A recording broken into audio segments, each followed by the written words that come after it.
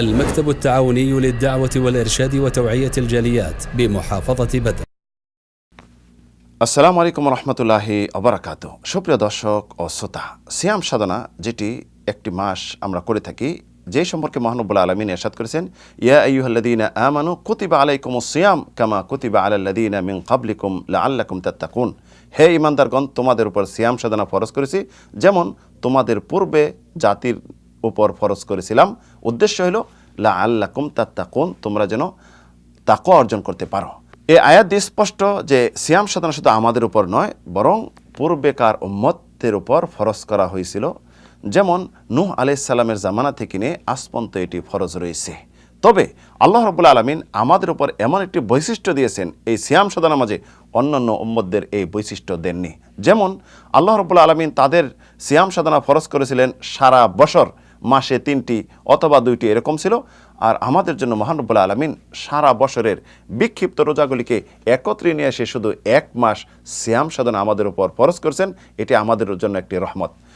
এবং আরও যে 5টি বৈশিষ্ট্য আল্লাহ রাব্বুল আলামিন এই রমজান মাসে দিয়েছেন, অন্যান্য উম্মতদেরকে এটি দেননি।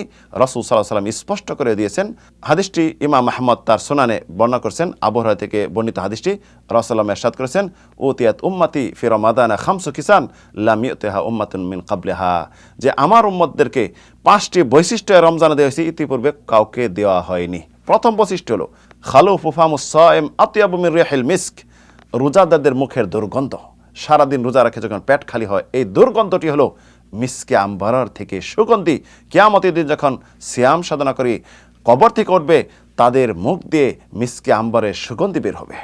দ্বিতীয় বৈশিষ্ট্য হলো তাস্তাগফিরুলাহুল মালাইকাতু হাত্তা ইফতিরু, রোজাদারদের জন্য আল্লাহ রাব্বুল আলামিনের ফেরেশতারা রহমত মাগফিরাতের দোয়া করতে থাকে ইফতার করা পর্যন্ত।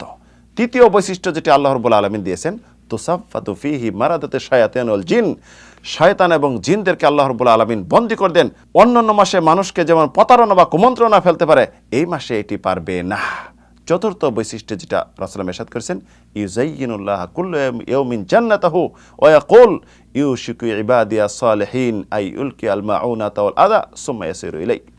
আল্লাহ রাব্বুল আলামিন প্রত্যেকদিন জান্নাতকে সুসজ্জিত করেন, সুন্দরভাবে সাজান, আর বলেন, হতে পারে আমার বান্দারা দুনিয়ার ক্লান্তি এবং দুনিয়ার এই কষ্ট থেকে, দুর্ভোগ থেকে আমার নিকট চলে আসবে, জান্নাতে চলে আসবে, এই জন্য সাজসজ্জা করেন।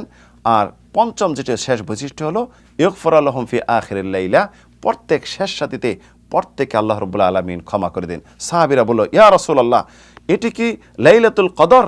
রাসূলুল্লাহ বললেন, না, প্রত্যেক রাতে যখন একজন বান্দা আমল করে আল্লাহর কাছে চায়, ওই রাত্রিতে আল্লাহ রাব্বুল আলামিন তার প্রতিদান দিয়ে দেন। তাই সুপ্রিয় দর্শক, আমরা বুঝতে পারলাম আমাদের জন্য আল্লাহ রাব্বুল আলামিন সিয়াম সাধনা করার জন্য এমন 5টি বৈশিষ্ট্য দিয়েছেন, ইতিপূর্বে কোনো উম্মতের বৈশিষ্ট্য দেয়নি।